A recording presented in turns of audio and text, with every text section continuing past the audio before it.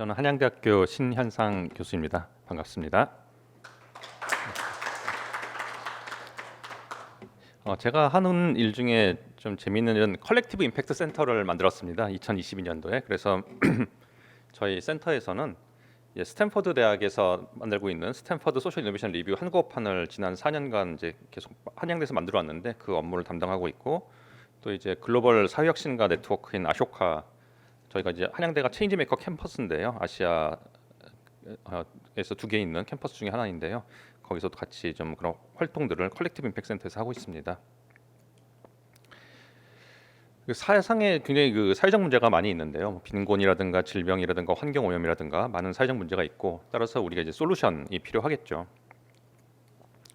그 중에서도 그런 빈곤의 문제가 이제 역사적으로 굉장히 큰 인류에게 중대한 도전이었는데, 이 아담 스미스가 또 그런 어떤 경제학적인 개념, 그리고 보이지 않는 손, 가격 메커니즘, 시장 메커니즘을 또 제시하면서 그 생산성이 굉장히 많이 발전이 됐고, 그러면서 시장을 통해서 빈곤의 문제가 상당히 해결됐다는 점들은 뭐 다들 알고 계시는 부분인데요. 하지만 또 이 시장이 완벽하지는 않기 때문에 이제 시장 실패라는 것이 일어나게 되었죠. 그래서 이제 어떤 정부의 또 중요성이 부각이 되게 되었는데, 그래서 이제 그런 어떤 예산이라든가 인력을 정부에 제공을 하고, 정부가 또 개입을 해서 또 많은 사회적 문제들을 해결하지만, 또 정부가 이제 모든 것을 해결할 수는 없고, 소위 말하는 정부 실패가 또 이제 발생이 되었고요. 그러면서 이제 다들 아시는 것처럼 또 이제 시민 섹터가 등장을 하면서 그런 민간 주도로, 특히 이제 비영리 조직을 중심으로 해서 이런 사회 문제를 해결하는 또 그런 움직임이 있었는데, 물론 그걸 통해서 또 많은 문제가 해결되긴 했지만, 또 역시 아무래도 그런 기부에 의존을 하다 보니까 그런 지속 가능성 측면에서 또 어려움을 겪게 된 것도 또 다들 아시는 부분이라고 생각이 됩니다.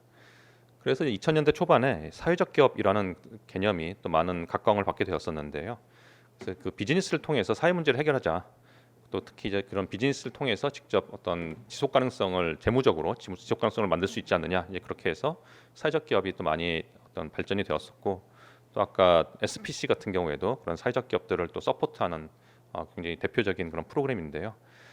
저희가 한때는 굉장히 많은 또 기대를 걸었었지만, 사실 또 이제 나름대로 또 한계를 또 보이고 있는 것 같습니다. 역시 제일 큰 문제는 스케일업이 좀 어렵다라는 부분이 좀 있었던 것 같고요. 그러면서 이제는 시장도, 정부도, 시민 섹터도, 어떤 사회적 기업도 혼자서는 문제를 해결하기 어렵지 않은가라는 좀 자각이, 컨센서스가 좀 일어나고 있는 것 같고, 그러면서 이제 그 부각되고 있는 개념이 컬렉티브 임팩트라는 개념이라고 좀 생각이 됩니다. 그래서 기업은 어떤 자원과 역량을 많이 가지고 있고, 또 이 비영리라든가 사회적 기업들은 문제 해결 전문성이라든가 신뢰성을 가지고 있고, 또 정부나 공공기관은 예산이나 행정력을 가지고 있으니 이런 자원들을 잘 연결을 하고 역량들을 합친다면은 우리가 사회 문제를 좀 더 잘 해결할 수 있지 않을까라는 것이 컬렉티브 임팩트의 개념이다라고 볼 수가 있겠습니다. 근데 협력의 중요성을 보여주는 그런 속담들은 많이 있는데요. 뭐 유대인 속담 중에는 두 마리의 개가 사자까지 잡는다라는 말도 있다고 하고요. 한국 속담에도 백지장도 맞들면 낫다, 이런 속담도 있듯이 협력을 한다는 것은 뭐 기본적으로 뭔가 더 좋은 성과를 거둘 수 있지 않을까 하는 기대를 갖게 하는 것도 사실인데요. 또 반면에 이런 말들도 있죠. 사공이 많으면 배가 산으로 간다, 또 요리사가 많으면 숲을 망친다, 그렇게 얘기하는 것처럼 협력이 과연 그냥 무조건 좋은 것인가라는 부분에 대한 또 그런 그 의문도 제기될 수 있는 것 같습니다.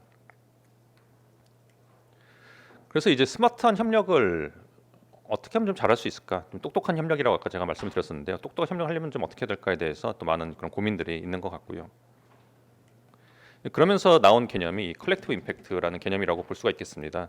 여기 개념을 제시한 크레이머, 카니아인데요. 이 중에 크레이머는 아마 여기 계신 분들 다 아시겠지만 그 CSV라는 개념이 있잖아요. Creating Shared Value라는 개념을 하버드 경영대학의 마이클 포터 교수와 이 크레이머, 이 두 분이 제시를 했고, 하버드 비즈니스 리뷰에 2006년도에 이제 그 아티클에서 제시를 했는데 상당히 많은 영향을 미쳤었죠, 그것이.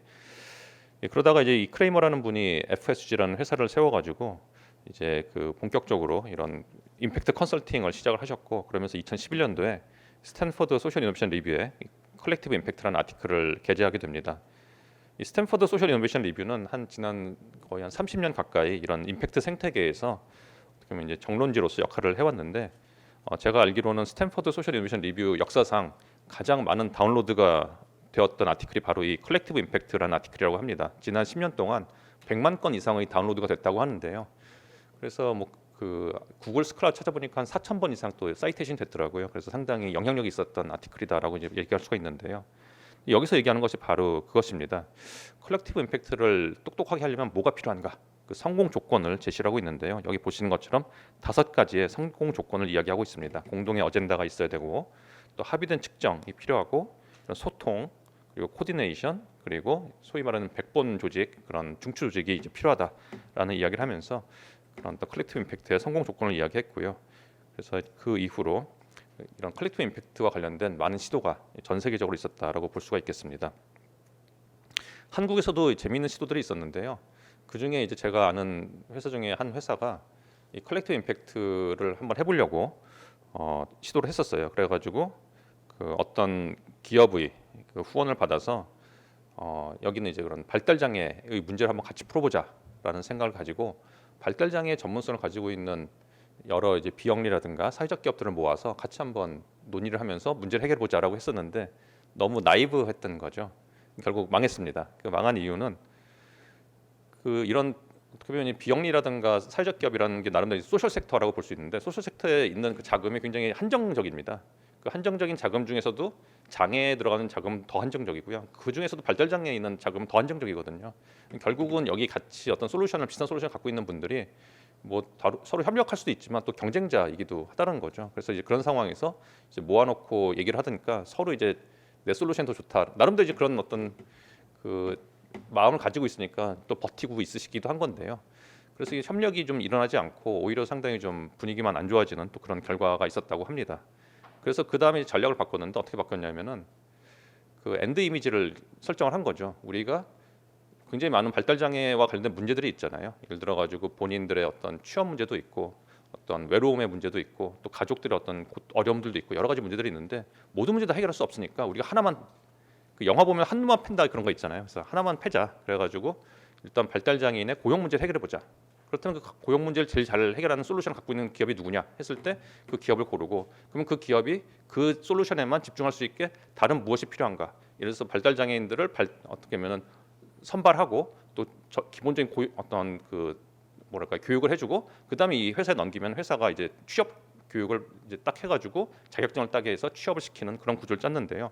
그런 게 이제 성공적이었다는 거죠. 그러면서 이 R&R이 굉장히 중요하구나 이런 것들을 이제 깨닫게 됐던 그런 케이스인데요. 그래서 이제 그런 컬렉티브 임팩트를 어떻게 하면 스마트하게 할 수 있을까에 대해서 많은 고민들과 시도들이 있었다라고 볼 수가 있겠습니다. 그러면서 이제 그 지난 10년 동안의 시도들을 이제 정리해서 2022년도에 이제 따끈따끈한 새로운 이제 아티클이 나왔는데요. 이것도 역시 아까 그 1.0을 썼던 카니아와 그 그룹이 FSG 그룹이 같이 쓴 글인데요. 여기서 컬렉티브 임팩트를 좀 새롭게 정의를 합니다. 뭐라고 얘기하냐면요. 커뮤니티 멤버, 그 지역 사회의 그런 멤버들과 조직과 기관들의 네트워크다. 컬렉티브 임팩트라는 것은. 근데 그 중에서 굉장히 중요하게 생각해야 되는 것이 이제 에퀴티라는 거죠. 형평성. 그러니까 no one left behind 그런 어떤 스피릿을 좀 지켜야 된다는 얘기를 하고 있고요. 그러면서 이 세 가지의 주요 활동을 얘기를 했는데 러닝 투게더, 그다음에 얼라이닝, 인테그레이팅 세 가지를 얘기를 하고 있습니다. 이 중에서 좀 재밌는 게 러닝 투게더라는 개념인데요. 같이 뭔가를 학습한다.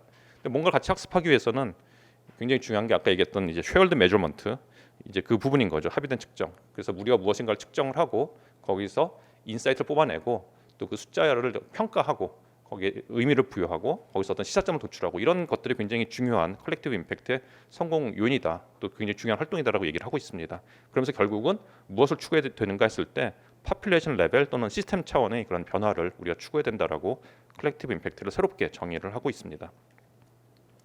그런 관점에서 저희 이제 회사에서 측정했던 사례를 하나 좀 말씀을 드리려고 하는데요.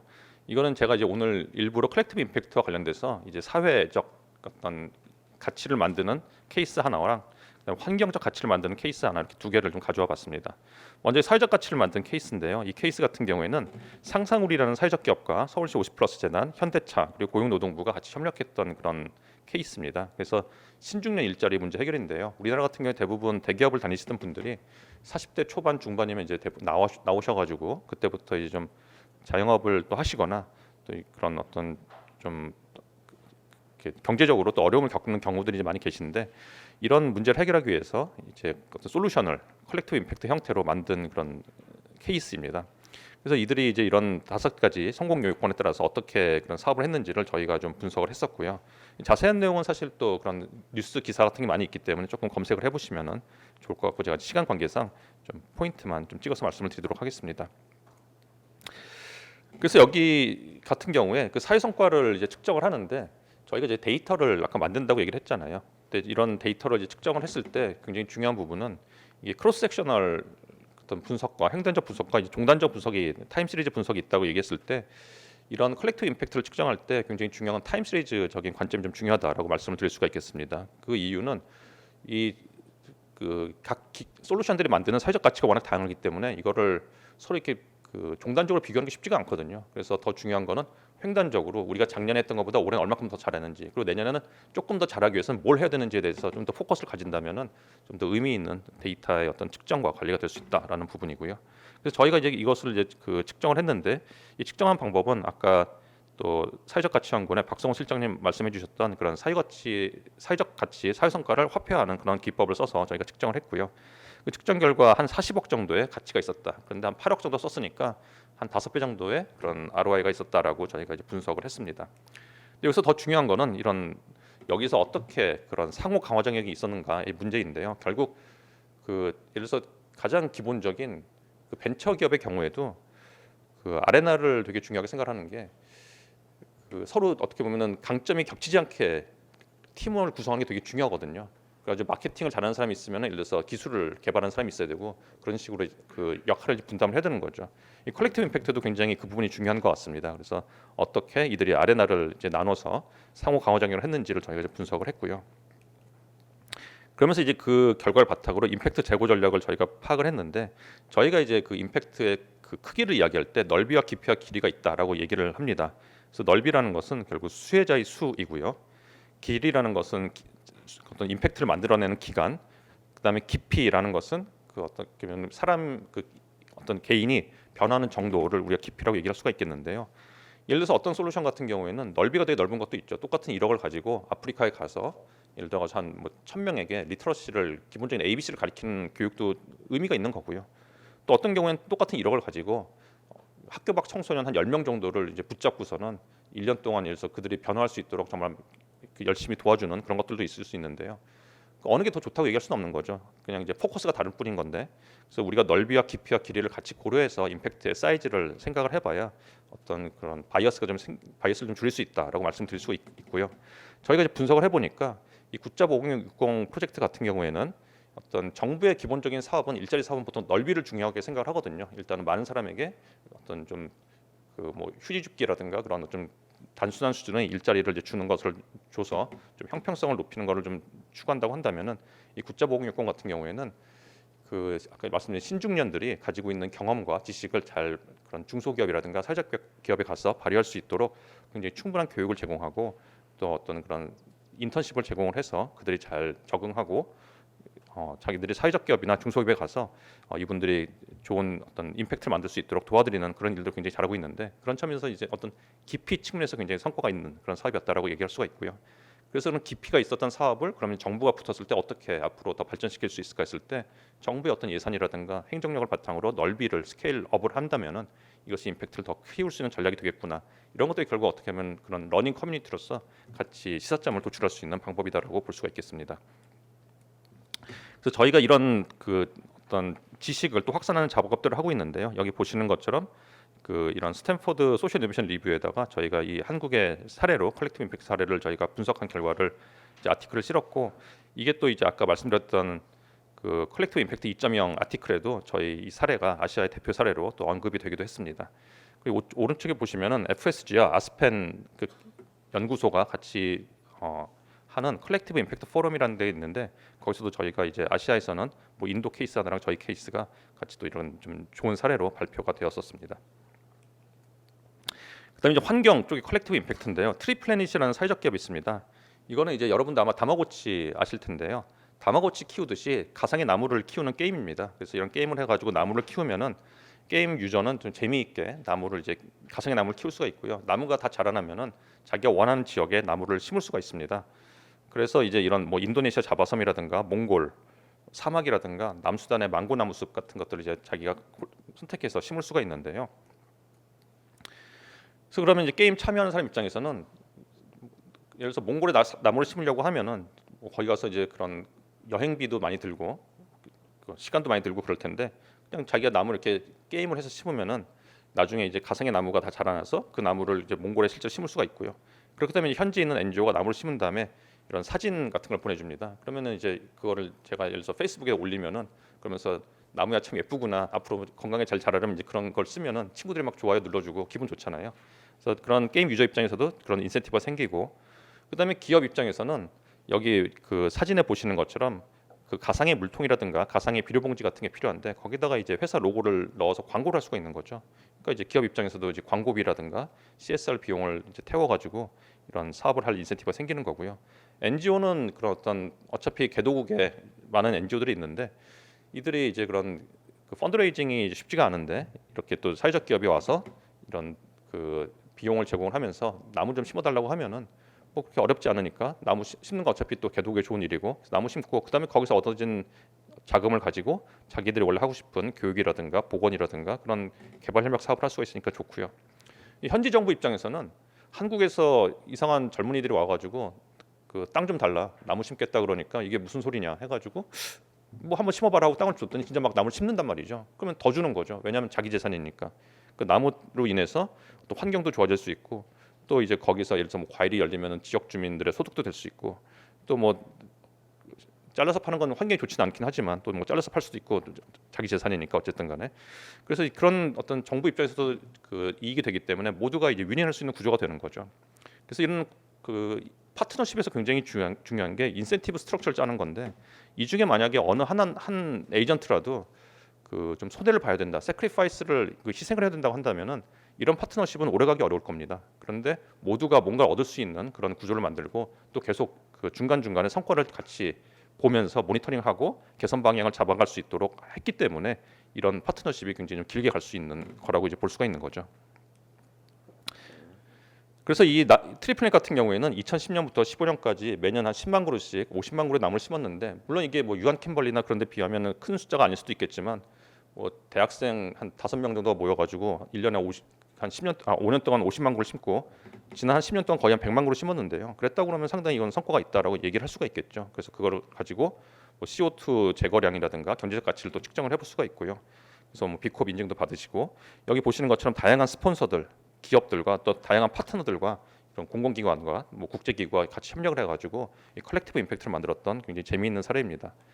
근데 문제는 게임이 그렇게 오래가지를 않았습니다. 왜냐하면은 너무 재밌는 게임이 많이 나오고 또 이제 기존의 게임 유저들도 이제 좀 지루해지는 거죠. 계속 똑같은 게임을 하려고 하면은 그래서 나무 심는 그 게임을 하는 게 좀 고통스러워지기 시작을 하는 겁니다. 그러면 이제 점점 유저가 줄어들고 유저가 줄어들게 되면은 기업도 돈을 낼 인센티브가 적어지고 기업이 돈을 안 되면 NGO도 나무를 심을 이유가 없어지잖아요. 그러니까 이제 어떻게 보면 이제 거의 좌초하기 그 직전이 됐는데 이 트리플넷이 굉장히 잘한 게 우리는 나무 심는 게임을 만드는 회사가 아니고 나무 심는 솔루션을 우리는 제공하는 회사다. 그래서 솔루션을 피보팅을 합니다. 그래서 첫 번째로 했던 게 여기 보시면 효리숲 이런 것처럼 팬클럽과 이제 결탁을 하게 되는데요. 그래가지고 예를 들어서 엑소라든가 예를 들어서 뭐 동방신기라든가 뭐 블랙핑크라든가 이제 그렇게 같이 하면은 팬클럽이 굉장히 조공이 좀 있잖아요. 조공 문화가 있는데 조공하는 대신 이렇게 나무 심는 일을 하면은 사회적으로도 더 아름다운 일이고 또 자기네 그런 연예인들한테도 굉장히 좋은 그런 어떤 이미지를 줄 수가 있고 또 이제 여기서 보여준 그 비디오 중에 굉장히 그 인상에 남는 게 있는데 엑소 그 팬클럽이 거의 그 엑소 숲에 가가지고 그 나무를 막 껴안으면서 우리 오빠 막 이제 그래서 되게 막 너무 행복해하는 거예요. 그런 것도 뭐 좋은 거죠. 예, 그래서 이런 팬클럽과 해가서 이제 나무를 또 많이 심었었고요. 그다음에 여기 보시는 것처럼 반려나무라는 또 그런 어떤 상품을 만들어가지고 팔기도 하고 또 우측에 보시는 거는 코이카랑 같이 협력을 해가지고 네팔에다가 커피나무 농장을 이제 세웠는데 그 커피나무 농장을 세울 때 이제 커피를 심고 그 위에다가 이거 어떻게 보면 햇빛을 막아주는 키 큰 나무들을 심어줘야 되고 밑에다가는 이제 뭐 버섯같이 양분을 또 흡수해주는 그런 걸 심어가지고 생태계를 이제 만들어줘야 되는데 이제 그런 걸 잘 해가지고 거기서 이제 나무 커피를 이제 잘 생산을 했고요.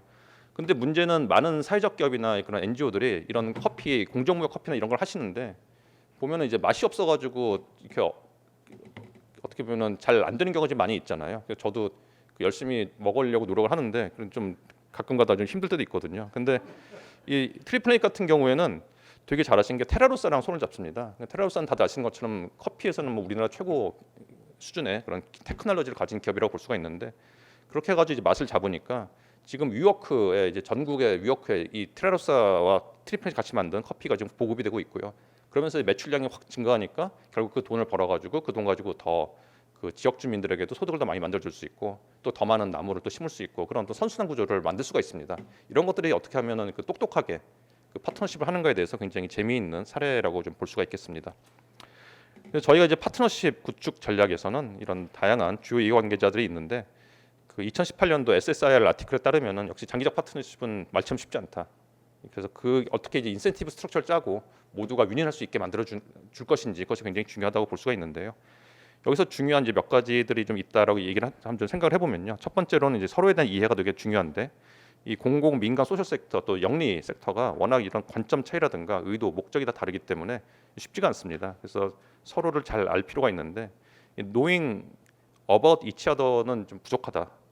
사실 knowing about somebody는 어렵지 않잖아요. 구글링 해보면은 그 누군가에 대해서 알기가 되게 쉬운데 knowing each other라는 건 이제 인격적으로 서로 알게 되는 거죠. 섹터 간에 서로 이제 많이 만나서 관계를 만들고 서로를 이해하는 것이 굉장히 중요하고요. 또 섹터 간의 상호 존중도 굉장히 중요하다라고 얘기할 수가 있겠고요. 또 한 가지 중요한 게 아무리 서로 존중하고 서로 알아도 이 막상 일을 같이 하려면은 그 언어를 좀 통일시킬 필요가 있습니다. 이 비즈니스 쪽에서 쓰는 어떤 경영, 특히 이제 회계적인 어떤 언어에 대한 그 개념과 또 이런 개발 협력이라든가 사회복지에 쓰는 임팩트 변화 이론에 대한 그런 개념, 그 언어들을 서로 좀 상대방의 언어를 이해하고 그 커뮤니케이션 할 필요가 있고요. 그 다음에 중추 조직 굉장히 중요한데요.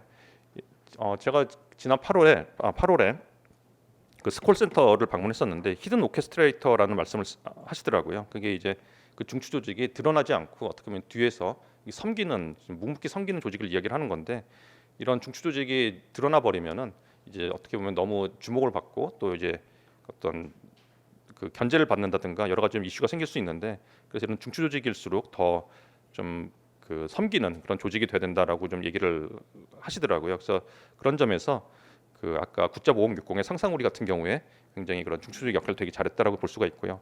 또 트리플레닛 같은 경우에는 아까도 말씀드린 것처럼 윈윈 구조를 잘 만든 것이 장기적인 파트너십을 좀 가능하게 했다라고 볼 수가 있는 것 같고요. 진정성이 되게 중요한 것 같습니다. 그래서 어떤 공동의 목적을 향해서 이제 같이 나가는 어떤 파트너로서 서로를 봐야 되는데요. 이제 종종 문제가 생기는 게 기업에 대해서 너희들은 돈이나 내라. 이들은 돈 많으니까 이제 뭐 나쁜 놈들이니까 돈만 내라. 그러니까 약간 그렇게 생각을 하면은 기분 좋을 리가 없잖아요. 기업 입장에서도. 또 이제 NGO에 대해서도 기업도 마찬가지인 거죠. 그냥 NGO를 이제 뭐 무시를 한다든가 이제 그런 것들을 또 현장에서 볼 수 있는 경우도 있는데요. 그런 식으로 좀 어렵다. 그래서 우리가 좀 진정성을 가지고 해야 되는데 그러기 위해서는 우리가 좀 그 뭐 러브 유어 네이버스 뭐까지 못한다 하더라도 서로가 좀 잘 될 수 있는 그런 마음을 갖는 건 되게 중요하겠다. 그래서 이 프로젝트를 같이 하면서 우리 내 파트너인 기업 CSR 담당자도 성공하고 승진하고 그 다음에 나랑 같이 하는 NGO도 계속 또 어떤 좋은 어떤 평가를 받고 그렇게 서로가 좀 잘 될 수 있도록 배려를 하면서 파트너십을 진행을 하면 좋겠다라고 볼 수가 있겠고요. 그러는 과정에서 서로 같이 어떤 데이터를 지표를 잡고 데이터를 측정하고 또 같이 러닝하는 그런 커뮤니티 만드는 것이 굉장히 중요하다라고 말씀을 드릴 수가 있겠습니다. 예, 감사합니다.